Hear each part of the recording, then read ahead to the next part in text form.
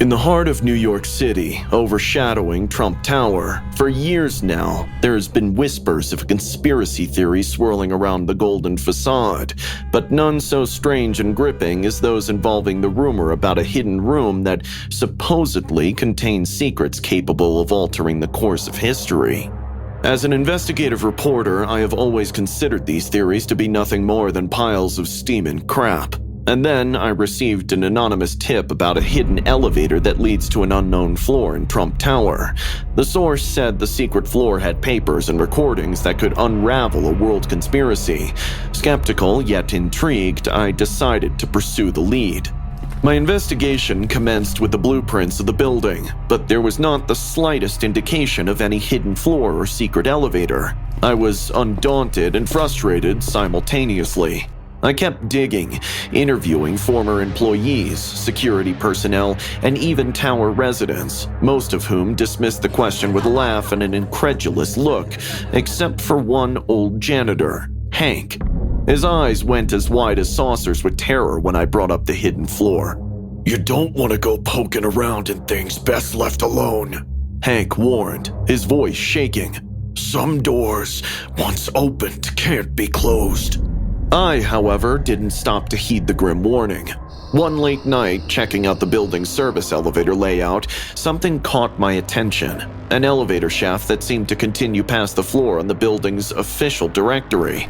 My heart was pounding as I approached it. With half charm and a fake ID, I managed to slip my way into the service areas of Trump Tower. Dimly lit corridors led me to the mysterious elevator. Old, made of brass buttons with years of wear and tear. There was one additional button at the top, labeled only with an enigmatic symbol. Preparing myself and holding my breath, I pressed it, and the elevator began to ascend.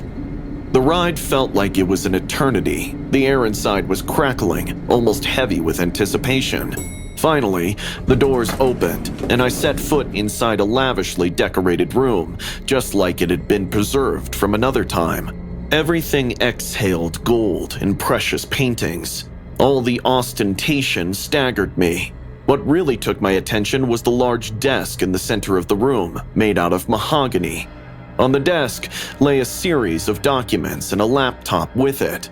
It is here where documents unraveled a complicated web of political maneuvering, money transactions, and secret meetings among world players. But what really got me spooked was that over and over again, there were references to Project Golden Dawn, a world-class operation with the best politicians, billionaires, and even heads of state in the manipulation of world events for their benefit.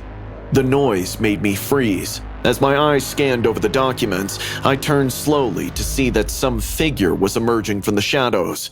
The figure was none other than Donald Trump himself, not looking surprised, but amused. "Welcome, George," he said, his voice dripping with confidence. "I see you found my little secret." How did he know I would be here? Why had he let me get this far? Trump indicated towards a chair and invited me to sit. "You see, every great empire has its mysteries," he began as he leaned against the desk. "This room, these papers, it's a game. It's a game of power, control, and influence. Not towards me, but towards a network, a global order that runs the world as we know it." A chill ran down my spine. Everything started to get serious. Why are you telling me all this? I asked, my voice steady despite my fear. Trump smiled. "For I know something about you. You're no ordinary journalist. You're of that type that feeds on the truth, no matter how dangerous it is. And I need somebody like you." No sooner had it stopped than the sound of accompanying footsteps filled the room just seconds afterward. Several men in black suits entered, their faces all rigid. Trump smiled a bit off to nod at them. "You have a choice, okay?" he said. "Join me and you'll have access to truths beyond your wildest dreams, or walk away now and this never happened. But remember, the world isn't as it seems, and sometimes knowing too much can be hazardous." I was hustled out of the tower by the men in suits. They held on to me insistently, but it could not be called rough. As soon as we came outside and my head started spinning from the huge crowd in New York City, something started settling. I had stumbled across something way larger than any old conspiracy theory. This was a revelation, enough to either make or break my career or life. What would my next move be? The papers I possessed, snapshots of proof positive to the conspiracy. Still, the exposure would lead to a catastrophe. Still, the lure of the truth was irresistible. I looked at my laptop, and the files glared back at me. There was something queer among them. The files existed there with the title Project Springfield. Opening it, I noticed that within it was references to a popular television series, The Simpsons, and how the show predicted the Trump presidency. Now, that could be a part of the conspiracy, couldn't it? I continued my research and found that the authors of The Simpsons also belonged to the same global network from which Trump originated, but in a very subtle contribution that made this show. In fact, predictions of what would happen were not just coincidences, but the placement of a message and a way to prepare society's subconsciousness and manipulate public opinion. I was chilled to the bone. The documents were alleging that Matt Groening, the creator of The Simpsons, was related to several powerful figures in politics and finance. The show was actually a device with which the public was set up and prepared for events that hadn't even happened yet. Adding one more layer of mystery to my thought, the show seemed to have truly predicted some incidents. In one, Bart Simpson had a sign, a makeshift President Trump sign, in the broadcast years before Trump had even announced his candidacy. Another showed the scene eerily similar to when Trump went down the golden escalator to announce his run for the presidency. It's as if it was some sort of prophecy on that show, real life coming through in its futuristic dates with uncanny accuracy. I remember one late night while going through the documents, receiving a call from an untraceable number. The voice on the other side was distorted and simply said, "Stop your digging, otherwise you'll have to pay for this." It was a real threat, but I became even more determined then. The truth had to be too important to bury. It all came together when I found a reference to an upcoming event dubbed the Springfield Protocol, expected to coincide with a major political upset. If The Simpsons had it right, if its creators had any inkling of what was really happening, the implications were chilling. The world was being manipulated in ways we couldn't even begin to fathom. As I placed the final full stop in the last paragraph of the article, I already knew it was a big risk. But the world had to know the truth. The enigma of the Golden Tower, the sinister influence behind The Simpsons, the chilling reality of Project Golden Dawn. The world had to know. My life might never be the same, but I was ready. The future depended on it.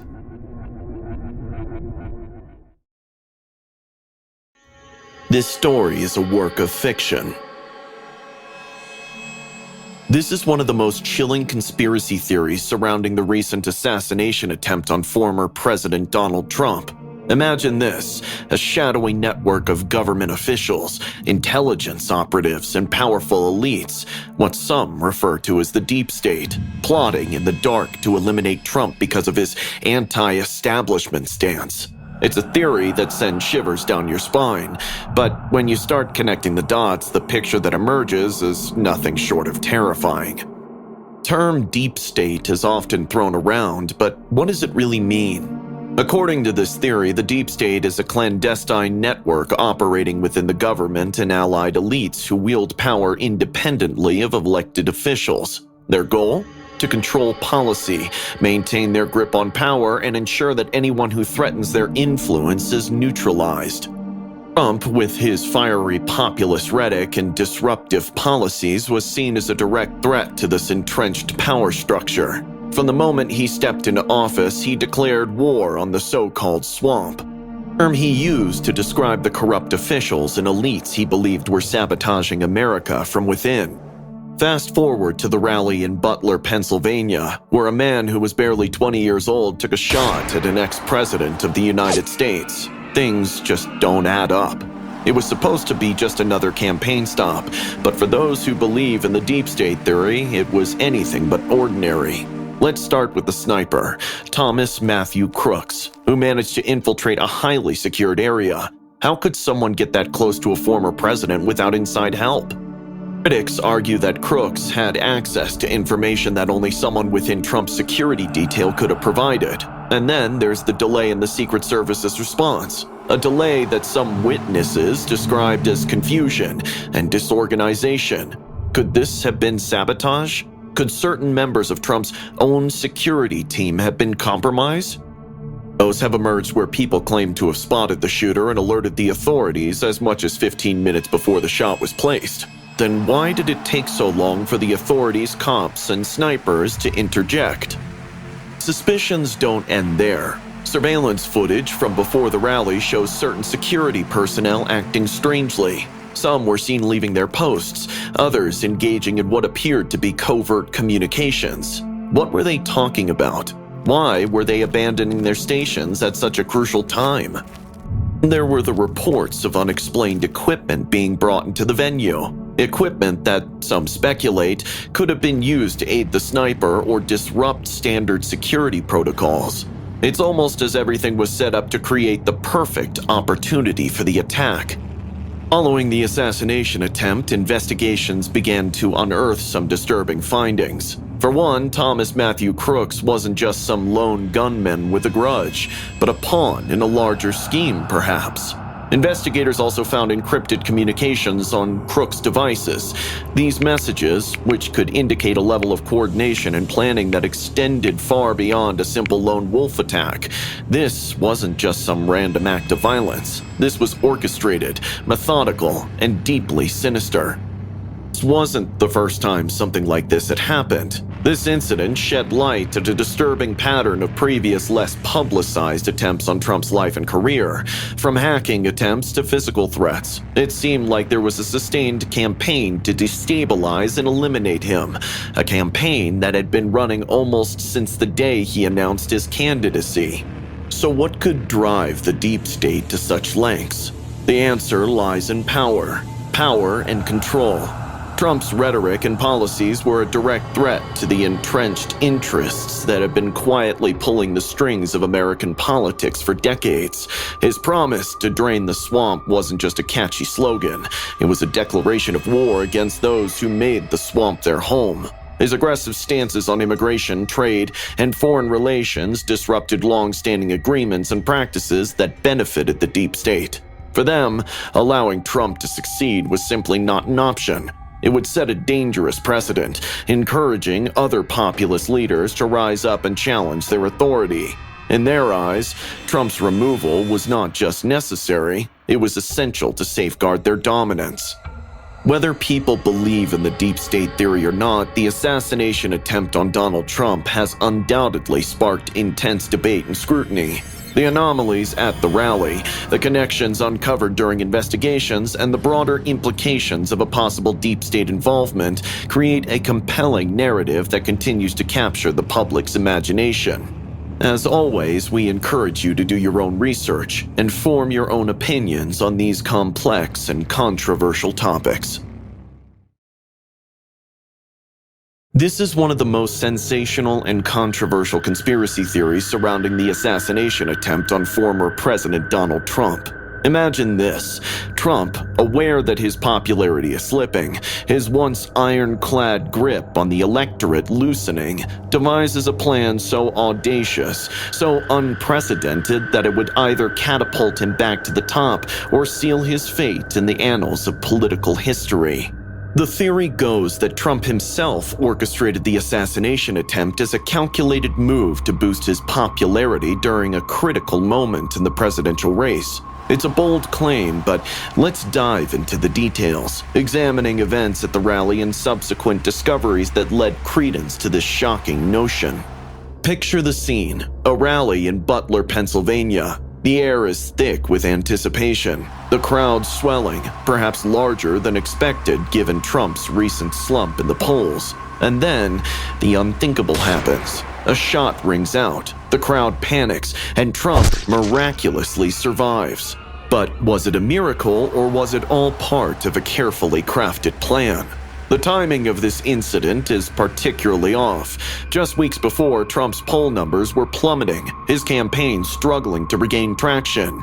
The idea of a staged assassination, designed to evoke sympathy, dominate media coverage, and reignite his base's fervor, starts to take shape. Let's talk about the rally itself. Despite Trump's declining popularity, the rally was unusually well attended. It's almost as if something extraordinary was anticipated, something that would draw the crowds back in. Enter Thomas Matthew Crooks, the assassin. Crooks, a man with a questionable past, somehow manages to infiltrate a highly secured area, positioning himself for the perfect shot. Critics argue that such a feat would be nearly impossible without inside help, suggesting that the event was staged with a cooperation from either the Secret Services or from someone within Trump's own security team. And then there's the response, or rather the lack thereof. Witnesses at the rally reported a delayed and seemingly disorganized reaction from the Secret Service, almost as if the chaos was pre-arranged, designed to create maximum impact without actual harm coming to Trump.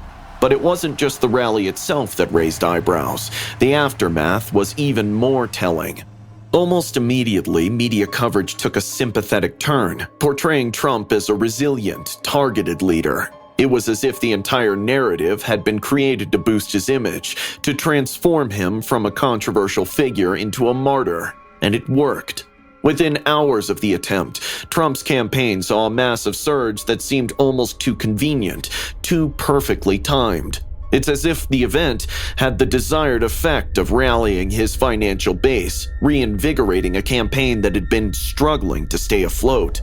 It clearly worked since his biggest rival, the current president Joe Biden, dropped out of the presidential race. And then, as investigators began, more pieces of the puzzle started to fall into place.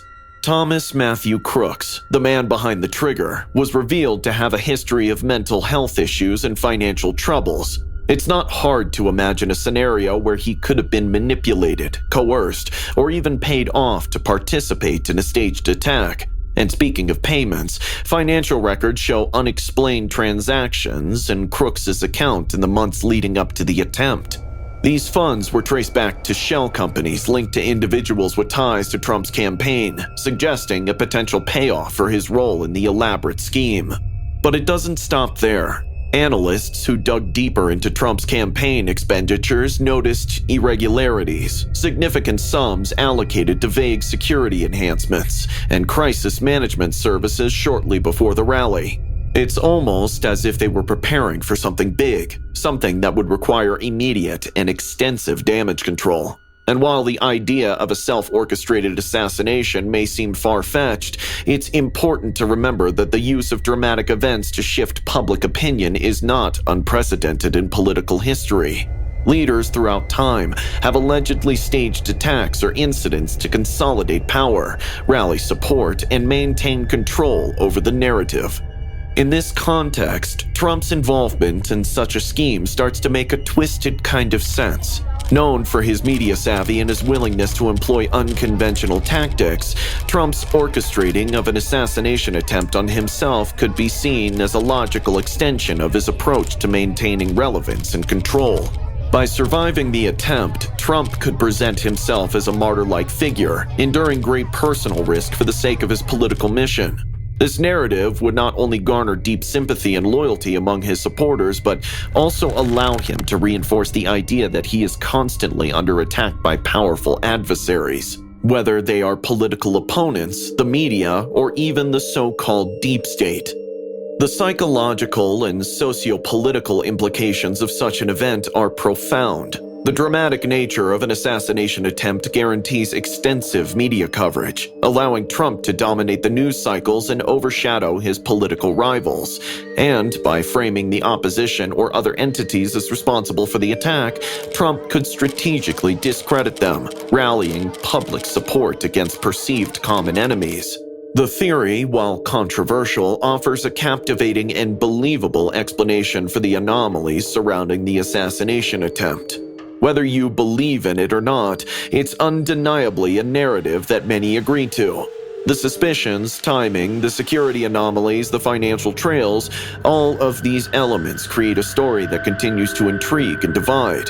As always, we encourage you to research, question, and critically evaluate the information to form your own conclusions.